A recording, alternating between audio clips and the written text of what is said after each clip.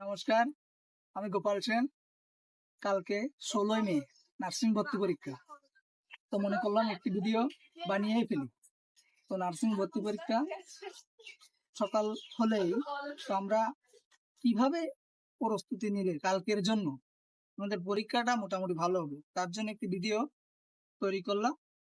দেখলে অন্তত কিঞ্চিত পরিমাণ হলেও উপকার হবে যারা নার্সিং ভর্তি পরীক্ষা দিবে। তো কতগুলো বিষয় অনুসরণ করতে হবে আমি এক এক করে বলছি। প্রথমত, আমাদের নার্সিং কালকে যেহেতু ভর্তি পরীক্ষা, চিন্তা যেহেতু হবে, তো আমরা অনেকেই ফেসবুক চালিয়ে থাকি। ফেসবুক যে অলওয়েজ ব্যাড এমন কিছু না। কালকে পরীক্ষার চিন্তা কমানোর জন্য আমরা ফেসবুকও ব্যবহার করতে পারি। দ্বিতীয়ত, প্রিপারেশন টপিক্সটা, প্রিপারেশন এতদিন আমরা যা নিয়েছি সেটা ভালো হোক খারাপ হোক ওই পর্যন্তই। এখন আর পড়াশোনা এখন কোনো সময় নাই। তো আমরা অনেকেই পড়ে থাকি, পড়াশোনা করেছি নার্সিং ভর্তি পরীক্ষার জন্য, ভুলে যাব, এটা স্বাভাবিক।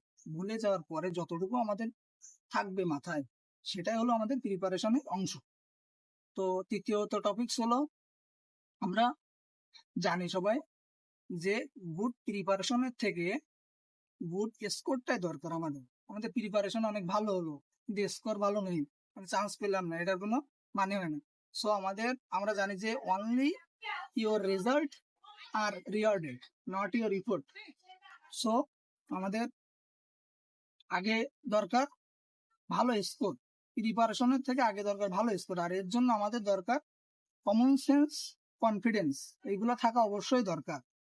তৃতীয়ত আসি, যেহেতু পরীক্ষার আগে পড়াশোনা নেই, সেহেতু আমরা পরিবারের সাথে, আমাদের যে ফ্যামিলির সাথে মজার সহকারে মজাদার যেসব গল্প বা ফানি গল্প করতে পারি, যাতে আমাদের চিন্তা কমতে পারে, যাতে আমাদের প্রেশারটা কমতে পারে, যে পরীক্ষা কালকে চিন্তা কম হতে পারে। চতুর্থ যে বিষয়টা আসে, ঘুমানোর ব্যাপারটা। আমরা আমাদের যে চোখ, সৃষ্টিকর্তার যে অসাধারণ চোখ, এই চোখটা অন্তত রাত 10টার পরে আর খোলা না রাখাই ভালো। রাত 10টার পরে আমাদের চোখটা ঘুমাতে যেতে হবে, চোখটা বন্ধ করতে হবে। পরের যে বিষয়টা আছে, পরের দিন সকালবেলা ঘুম থেকে উঠতে হবে। 6 থেকে 8 ঘন্টা ঘুমানোর পরে সকালে ঘুম থেকে উঠতে হবে। ওঠার পরে তোমাদের ওয়াশরুমের কাজটা সারতে হবে।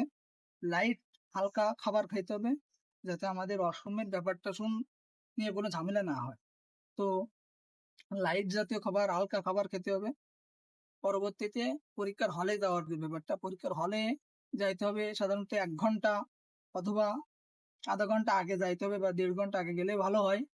তো হলে যাওয়ার পরে যখন আমরা ওয়েমার শিটটা হাতে পাবো, এই হাতে পাওয়ার পরে আমাদের অনেক কাজ থাকে।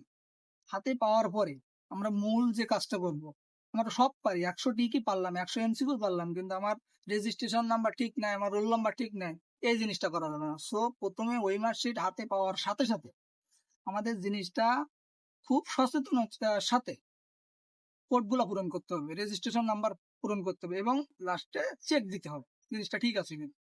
পরবর্তীতে কোশ্চেন হাতে পাওয়ার পরে কোশ্চেনটা পুরাটা পড়ার থেকে, আমার মনে হয়, আমার কাছে পুরা কোশ্চেনটা পড়ার থেকে তোমার কমফোর্ট জোন, যেটা তুমি পারবা, সেই কোশ্চেন গুলো আগে দেখা ভালো। যেগুলা কনফিউজড, যেগুলা এক নজর দেখলেই বোঝা যায় যে আমি এটা পারবো না, সেইগুলা রিমার্ক করে রাখো।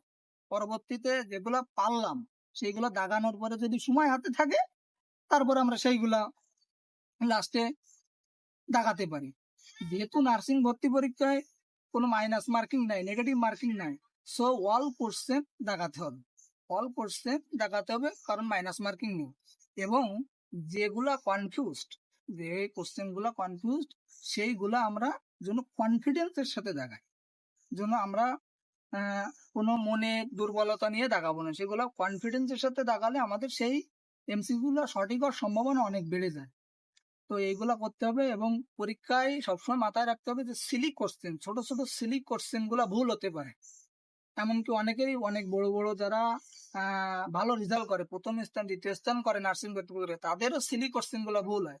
তো এই সিলি কোশ্চেন গুলা নিয়ে চিন্তার কোনো কিছু নেই, ইট ইজ এ মিস্টেক। এই সিলি কোশ্চেন গুলো ভুল হলো, এর মার্ক 1 নম্বর, এমসিকিউ মার্ক 1 নম্বর। সো এইগুলা নিয়ে কত মানে বেশি টেনশনের এমন কোনো কিছু নাই। সো আমরা এগুলা নিয়ে চিন্তা করব না। আর পরীক্ষা দেওয়ার পরে অবশ্যই পরীক্ষার সময় আর একটা কথা, পরীক্ষার সময় আমরা অবশ্যই টাইমের দিকে নজর রাখবো। Your time is limited.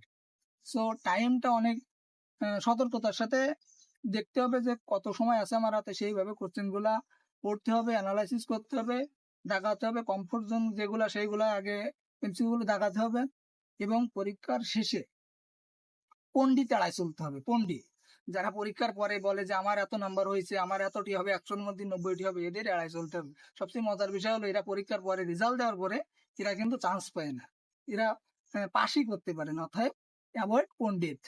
So নমস্কার, ভিডিওটি দেখলেন, হয়তো কিছু উপকার হলেও হইতে পারে। নমস্কার, গোপাল স্যার।